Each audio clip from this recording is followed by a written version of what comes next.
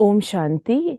आज 1 अप्रैल 2023 है और आज प्यारे बाबा के साकार रूप से चले हुए मधुर महावाक्यों को स्पष्ट करेंगी आदरणीय आशा दीदी। ओम शांति दीदी। ओम शांति। बाबा ने कहा, मीठे बच्चे, लक्ष्य सोप से आत्मा रूपी वस्त्र को साफ करो।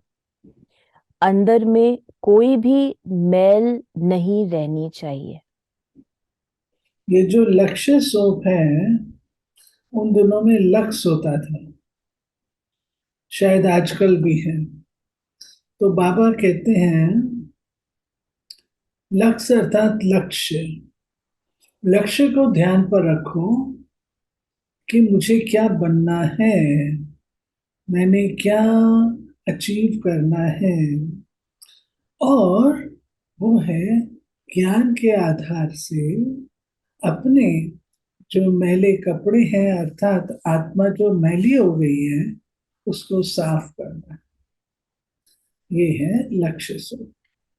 प्रश्न है, पुरुषार्थी बच्चे कर्मों की किस गुह्य गति को जानते हुए पुरुषार्थ में सदा तत्पर रहते हैं?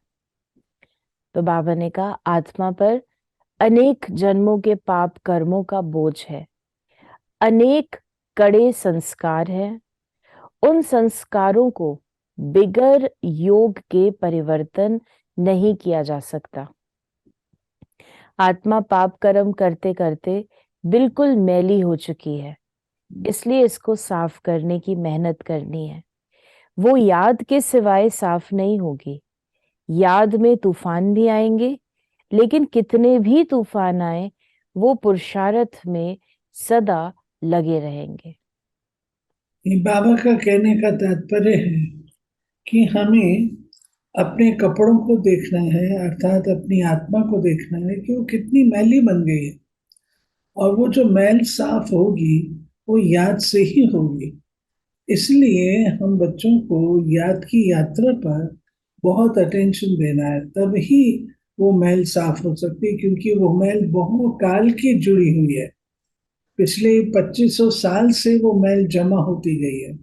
जब कोई चीज बहुत ज्यादा मैली हो जाती है तो बहुत हिफाजत से उसको साफ करने की जरूरत होती है, कहीं टूट ना जाए। इसी प्रकार से हमारी आत्मा जो इतनी अधिक मैली हो चुकी है उसको साफ करने के लिए भी उतना ही अटेंशन चाहिए। ज्ञान और योग की जो बाबा ने कही है बात, वो हमको प्रैक्टिकल में करनी चाहिए लगातार। बाबा ने जो आज मुरली का गीत है, मैं एक नन्हा सा बच्चा हूं, तो बाबा ने हमें कहा कि इनको भाग्यशाली रथ कहा जाता है जिसने ज्ञान गंगा लाई व ज्ञान अमृत लाया। उनके नाम बहुत हैं, भागीरथ भी है, अर्जुन भी है, दक्ष प्रजापति भी कहते हैं। है तो एक ही प्रजापिता जो सभी को लक्ष्य देते हैं। फिर बाबा जी, बोले। जो बाबा ने कहा, भागीरथ, अर्जुन और दक्ष प्रजापति, तीनों नाम प्रजापिता को दिए। नहीं, ब्रह्मा को कई रूप से कई नामों से जानते हैं। तो ब्रह्मा कहो, दक्ष प्रजापिता कहो, भागीरथ कहो, एक ही बात है, एक ही व्यक्ति के नाम है। तो बाबा कहते हैं ब्रह्मा अर्थात जो शिव बाबा ब्रह्मा लोक का रहवासी आकर के जिस तन को अडॉप्ट करता है उसका नाम ब्रह्मा रखता है। ब्रह्मलोक से आया, ब्रह्मांड से आया और उस तन में विराजित हुआ, उसका नाम ब्रह्मा रखता है। दूसरा, दक्ष प्रजापिता, ये यज्ञ जो रचा शिव बाबा ने, उस यज्ञ को रचना के निमित्त बनाया ब्रह्मा को। ब्रह्मा के मुखारविंद से ज्ञान दिया, तो वो प्रजापिता। और तीसरा है भागीरथ। भागीरथ अर्थात भाग्यशाली रथ, जो ज्ञान के प्रवाह को पूरा अपनी बुद्धि में कैच कर सकते हैं, उसको कहा गया कि अ, अ, अ, भागीरथ। और शिव बाबा ने ब्रह्मा रथ को अडॉप्ट किया और भाग्यशाली रथ उसे कहा, ताकि और वो शंख बजाते हुए आते हैं और गंगा को अपने ज्ञान गंगा को अपनी जटाओं में धारण करते हुए दिखाते हैं। अब वास्तव में ऐसी कोई बात नहीं है जो कहते हैं सगर राजा के सहस्त्र पुत्र थे, भस्मीभूत हो गए थे, उनके ऊपर जल डाला तो वो जागृत हो गए। अब सोचने की बात है, एक व्यक्ति जो बिल्कुल राख हो गया, राख से वो जिंदा कैसे हो जाएगा? आज साइंस इतनी एडवांस हो गई है, एक है तो जिंदा करके बता दें, कुछ भी नहीं। ये सिंबॉलिक है। और सिंबॉलिक इस बात का है कि शिव बाबा ब्रह्मा रथ में जब आते हैं तो वो ज्ञान सागर को अपने में समाते हैं, ज्ञान सागर को अपने में समाते हैं और मुखारविंद से जो ज्ञान देते हैं उसको कहते हैं ज्ञान गंगा बही। तो ज्ञान गंगा जो बहती है वो इन लोगों पर पड़ती है भस्मीभूत हुई। अर्थात हम आत्माएं जो अपनी दैवी संस्कृति से भस्मीभूत हो गई हैं, जिनके अंदर जरा भी दैवी संस्कार नहीं रहे हैं, उन आत्माओं पर ये जल पड़ने से पुनः वे सुजाग होती हैं और अपने दैवी स्वरूप में शनय शनय आती हैं। ये है भागीरथ का अर्थ। फिर बाबा ने कहा ये धोबी गाठ भी है। हाँ, भगवान आकर लक्ष्य सोप से साफ करते हैं, हर एक की नब्ज देखी जाती है। बाप तो बिल्कुल सहज समझाते हैं। बाबा ने कहा कि जैसे कुमार कुमारी की सगाई हो जाती है तो एक दो की याद रहती है ना, यहाँ तो साजन को और ही छोड़ भागंती हो जाते हैं। जो साजन स्वर्ग का मालिक बनाते हैं उनको याद ही नहीं करते, ऐसे और कोई कह ना सके। मैं कल्प पहले मुआफिक अजामिल जैसी पाप आत्माओं का उद्धार करने आया हूं। ये बात जो है ज्ञान सागर ही कह सकता है, क्योंकि शिव बाबा ही इस नाटक से परे हैं। हम सब आत्माएं पाठ बजाती हैं, तो हम सब आत्माएं जन्म पुनर्जन्म के चक्र में आती हैं। शिव बाबा ने आ रहा है, तो शिव बाबा ही आकर के हम बच्चों को बताते हैं कि मैं कैसे हर कल्प के अंत में मैं आता हूँ। युगे युगे नहीं आता, ये हर कल्प के अंत में आता हूँ। और वो समय होता है संगम युग। बाबा ने कहा दे अहंकार आने से ही फिर और विकार आ जाते हैं।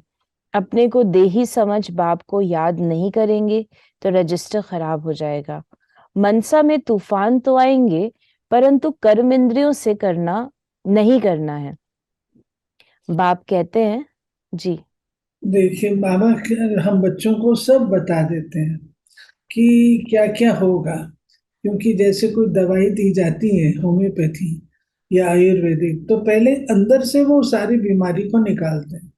तो व्यक्ति डर जाता है कि ये क्या हो गया, मैं तो दवाई ली थी ठीक होने के लिए, ये तो और ही उल्टा ऐसे हो रहा है। तो ऐसे ही जब हम ज्ञान लेते हैं तो हमें हर बात की समझ आती है कि ये ठीक नहीं है, हम क्या कर रहे थे। जो चीज बुरी है उसको हम समझ रहे थे हमारी सखी है। जब ऐसा ऐसा हमारी बुद्धि में आता है और समझ आती जाती है, तो हमें महसूस होता है कि हम इतने मैले थे। तो बाबा कहते उससे तुमको डरना नहीं है, वो तुम्हारी रियलाइजेशन है। और अच्छा रियलाइजेशन होती है तो तुम अपनी सफाई भी कर सकोगे। बाप कहते हैं विश्व का मालिक बनना कोई मासी का घर थोड़े है। लक्ष्मी नारायण स्वर्ग के मालिक बने हैं तो जरूर कुछ तो पुरुषार्थ किया है ना। फिर बाबा ने कहा कि बाबा कितना सटका मारते हैं साफ करने के लिए। कहते हैं बाप को याद करो तो कपड़ा साफ होगा, नहीं तो भूत रहेंगे। धारणा नहीं होती है तो समझना चाहिए मैं बहुत मैला हूं, आगे जन्म में शायद हम बहुत गंदे थे, शर्म आनी चाहिए। पुरुषार्थ नहीं करते तो गंदे के गंदे रह जाते हैं, लायक नहीं बनते। तुम यहाँ आते हो लायक बनने। अच्छे कपड़े होंगे तो सूर्यवंशी व चंद्रवंशी बनेंगे। बाबा ने अब बेहद की विशाल बुद्धि दी है जी। हाँ, बाबा ने स्पष्ट कर दिया कि देखो तुम्हारे कपड़े पहले कैसे थे, तुम पहले क्या थे और अब तुम क्या हो। तो बाबा कहते तुम्हें लज्जा आनी चाहिए, क्या से हम क्या बन गए। और जब लज्जा आती है व्यक्ति को तो वो पुरुषार्थ में लग भी जाता है। तो विश्व का मालिक बनना, जो बाबा ने कहा, कोई मासी का घर नहीं है। अर्थात ऐसे ही कोई छू मंतर से कोई नहीं बन जाता है। ये कोई प्रसाद नहीं है जो आराम से मिल जाता है। नहीं, इसके लिए पुरुषार्थ करना पड़ता है। बाबा ने कहा जो अच्छे बच्चे हैं वो तो झट प्रैक्टिस में लग जाते हैं, खुशी में रहते हैं, रात को जागकर अपनी आत्मा को धोते हैं, समझते हैं पवित्र बनेंगे तो कपड़ा भी पवित्र मिलेगा। इसलिए बाबा कहते हैं नींद को जीतने वाले बनो, बाप को याद करो तो आत्मा पवित्र होगी। अमृत वेले का समय अच्छा है, नींद आए तो आंखों में तेल लगा लो, हम्म। बाबा मतलब पुरुषार्थ करो। सारी मुरली में बाबा ने पुरुषार्थ बताया है कि अपने पुरुषार्थ को तीखा करो। कुछ भी हो, अपने आप को आपको ठीक करना है। ठीक करना है अर्थात अपने आप को नींद से, छोटी छोटी अन्य विघ्नों से आपको विजयी बनना है। तो उसके बाबा ने जैसे बताया, आंख में तेल डालो जिससे कि नींद भाग जाएगी। पुरुषार्थ करो, सार है पुरुषार्थ। आज बाबा ने वरदान दिया, एक ही संकल्प में स्थित हो, महातीरथ की प्रत्यक्षता करने वाले जिम्मेवार आत्मा भव। ये आबू विश्व के लिए लाइट हाउस है। इस महातीरथ की प्रत्यक्षता करने के लिए सर्व ब्राह्मण बच्चों का एक ही संकल्प हो कि हर आत्मा को यहाँ से ठिकाना मिले, सबका कल्याण हो। जब ये शुभ आशाओं का दीपक हर एक के अंदर जगे, सबको सहयोग हो, तब कार्य में सफलता हो। सबके मन से ये आवाज निकले कि ये मेरी जिम्मेवारी है। जब हर एक स्वयं को ऐसा जिम्मेवार समझेंगे, तब प्रत्यक्षता की किरणें अब्बा के घर से चारों ओर फैलेगी। नहीं, जब हम स्वयं को समझेंगे हम जिम्मेवार हैं, तो अपन पर अटेंशन भी देंगे और हम अपने कार्य को भी देखेंगे, कहाँ तक हमने उसको संपन्न किया है। हमारे पुरुषार्थ की गति भी उस पर निर्धारित है। स्लोगन है, अंतर्मुखता की विशेषता को धारण कर लो तो सर्व की दुआएं मिलती रहेंगी। Yes. तो ये थे बाबा के आज के मधुर महावाक्यों का स्पष्टीकरण। ओम शांति।